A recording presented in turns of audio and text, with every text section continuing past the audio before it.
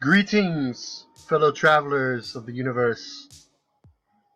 We are entering a new era, the era of fire. And they've been lying to you. But no worries, we will clear up the misconceptions and shine a light on what's in that fire. This is the NETC network, which is also connected to the EPA. If you're kind of like, I don't know about NETC, let's just go by the government data. If you're one of those nerds, we'll take that off. But look, I'll take the APRS station off. This is the EPA reporting. So this is a government agency, right? So they wouldn't be liars, would they? Well, they are liars, but they're not covering this up. What do we have? Well, when you have one, it could be an anomaly. But then we have two next to each other, which I call synchronicity. And then not too far away, we have three, which makes a patron. And that's the RADCON 5 alert, which means you don't want to be breathing that air. Exactly. Los Angeles, CPM of 448 counts per minute. And it's the highest on the scale, so that's why it's trending at the top. And here's Anaheim at 469, not too far off from his high of 486, so we have very similar CPM here. 434 in San Bernardino. And then Riverside also has a 387. Now, I was thinking, could it be something to do with San Onofre? Which is quite possible, but you know, San Onofre is kind of officially closed, but you just don't officially close radiation because radiation is around for millions of years. And what nobody has talked about at all is that a long time ago in Los Angeles, they were experimenting with a reactor, and they actually did have a meltdown in Los Angeles. And they actually reported it, the effects of the people. Now, that radiation that happened several decades ago, it did not go away. What happens with radiation? It gets absorbed into the plants, absorbed into the trees. That's going to blow towards Bakersfield, 459, so that's kind of high too for Bakersfield, but then you have San Onofre. Now, on top of that, you have the radiation from the Pacific getting absorbed into these plants here. What is really going on here, how the mass media is telling you, it's climate change. Oh, it's climate change. It's causing the fire. Climate change. What a coincidence right after Fukushima that we have this high pressure systems conveniently blocking any type of weather system that would go over these areas. And it was just intentional. It was a decision. Would you rather have lots more rads go over your country and have cancers just go through the roof? Or would you rather have a slow kill process, give people time to escape and to evacuate California slowly and get rid of people with fires, dry out land, no water, so people think, oh, I better move. It's kind of like the lesser of the two evils, and that's what we have here. But the problem is when you have the fires, then you're reliberating these radioactive isotopes. They're going into the environment, and people are breathing this in. But you won't hear that on the news stations. It's not telling people, hey, it's radioactive outside. This is only being reported from the EPA Gamma Network. So the government is telling you, but they're not actually making a public statement and saying, hey, radiation over here. No, they don't do that because they don't want to be fear mongers. Yeah, this is like a subtly, yes, they told you, but you know, you gotta actually look for the information and you could very well miss it. So California's lit up today like a Christmas tree, literally full of radioactive rads.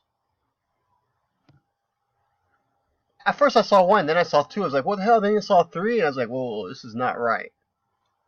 But as you can see, all downwind from there is pretty messed up. 480, that's pretty high. Nuclear power plant of Palo Verde. 569. Colorado lately has been really messed up. Colorado Springs. Don't grow any vegetables there. There's this guy named Joe Moore His mother was getting vegetables from supposedly an organic farm that was in Colorado Springs. Turns out that they gave him some unusual cancers. He's been fighting tooth and nail just to hang on. You wouldn't believe how many people are being affected by the radiation out there, and it's being covered up for other reasons. And they're saying climate change, climate change. Oh, it's the cold that's doing this. It's not the cold that is doing this. It is the intentionally they put a pressure system out here to block any type of storms that will come over here, so that you have droughts. You would have huge droughts. You would have some storms at least get through. And we went through a period of 3 years. Not hardly any storms broke through that high pressure barrier that they had here, which they called the blob out in the Pacific Ocean. And there's still a blob out there. So just thought y'all should see that. If y'all have any friends or family in California, let them know, especially if they're out in LA. Just say, hey, it might be a good idea to stay inside today and turn on a filter or something. Not looking good. Lit up like a Christmas tree in LA. It is the largest fire in California's history, the Thomas Fire. Get out of California. Evacuate the West Coast. It should have been evacuated March 15th of 2011. The West Coast should have been evacuated. There will be pockets that will be okay, but for the most part, this area is not conducive to life, supporting life. And you want to get out of Cali for many reasons. I could give you 1,000 reasons to evacuate Cali. Not only Fukushima radiation. They want complete control of your kids. Not even give parents the option of homeschooling, forcing vaccinations on those kids. And then you have even the senators traveling to other states trying to push their NWO agenda of injecting these chemicals into your kids without you having the option of being able to skip those doses. And they've upped those doses. I think about 48 shots are mandatory by the time a kid is 6. And vaccinations in autism is up 30,000% in 50 years. It's almost like it's being injected into the kids, right? I would get out so fast. You got high taxes, you got high crime, you got high rads, you got little water, you got radiated food, and then you got this mind-melting operation PSYOPs being deployed onto you. Not a good time to be in Cali, my friends. Evacuate Cali. Look at this. This is the California Wildfire Map. As you can see, this is the current as of today. This is near Los Angeles. These major fires. What a coincidence. Same area right here where all the Radcon 5s are.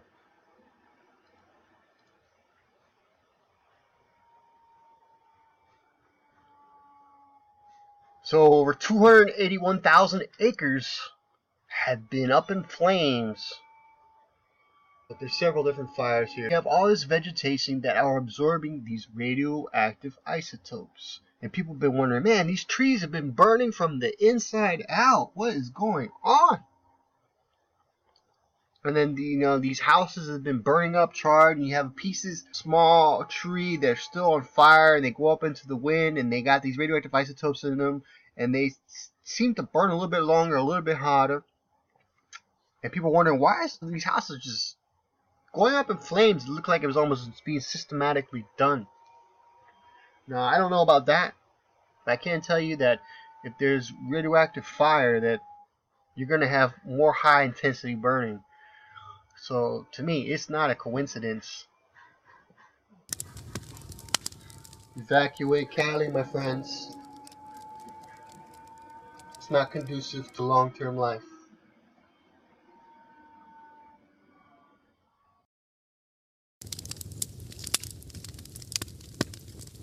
A relentless and behemoth blaze, the Thomas Fire forced thousands of new evacuations today in Santa Barbara and Ventura counties. Strong winds pushing flames toward mansions in Montecito. The wildfire has been raging since December 4th, killing 2 and burning down more than 1,000 homes and buildings. It's continually shifting on us, so it's making it very, very dangerous for firefighters to get in here and do their job. Basically, this fire's been burning for 2 weeks, but this is like a whole new fire. When we woke up this morning and looked out the window, we saw basically the hills right above our house on fire. 18,000 structures are still in jeopardy. Schools have been shut down for weeks. So far, it's caused more than $100 million in damages. I think it has a huge effect on the local economy. It's tough, but we're all in the same boat. We just have to still keep plugging through. Part of the reason why, the hazardous air quality. Thick smoke is making it hard to breathe on a record 13th day of red flag conditions. Meanwhile, this week, a somber ceremony for fire engineer Corey Iverson. The 32-year-old leaves behind his pregnant wife and their 2-year-old daughter. Firefighters remembering one of their own lost in a battle that's still far from over. And the winds are now really starting to pick up. You can see the smoke completely covering the hillside behind me. This fire, now 259,000 acres, forced 3,300 evacuations today. Tonight, firefighters worried about even stronger winds, which could send more flames marching toward more homes. Degrees. Wave height 5 feet. Wave period 16 seconds. At Tanner Banks buoy. Sea temperature 60 degrees. Air temperature 58 degrees. California including Santa Catalina and Santa Barbara Islands. Today, west winds 5 to 10 knots. Wind waves 2 feet or less. West swell 2 to 3 feet at 16 seconds.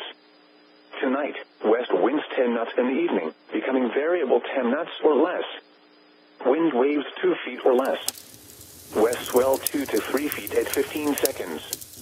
Tuesday, winds variable 10 knots or less, becoming west 10 knots in the afternoon. Wind waves 2 feet or less. West swell 2 to 3 feet at 14 seconds. Patchy fog in the morning. Tuesday night, west winds 10 knots in the evening, becoming variable 10 knots or less. Wind waves 2 feet or less. West swell 2 feet at 14 seconds. Wednesday, winds variable 10 knots or less, becoming west 10 knots in the afternoon. Wind waves 2 feet or less. West swell 2 to 3 feet at 14 seconds. Wednesday night, west winds 10 knots in the evening, becoming variable 10 knots or less. Wind waves 2 feet or less. West swell 2 to 3 feet at 14 seconds. Thursday, winds variable 10 knots or less early, becoming west 10 knots. Wind waves 2 feet or less. West swell 2 to 3 feet. Friday, west winds 10 knots. Wind waves 2 feet or less. West swell 2 to 3 feet. Here is the surf forecast for the Los Angeles County beaches. Moderate with current risk. Today, surf heights 2 to 4 feet. Rip current risk, moderate. Water temperature 58 to 62 degrees. Lightning potential, none expected. Tides, high tide 4.0 feet at 2:49 a.m. Pacific Standard Time. Low tide 2.7 feet at 8:24 a.m. Pacific Standard Time.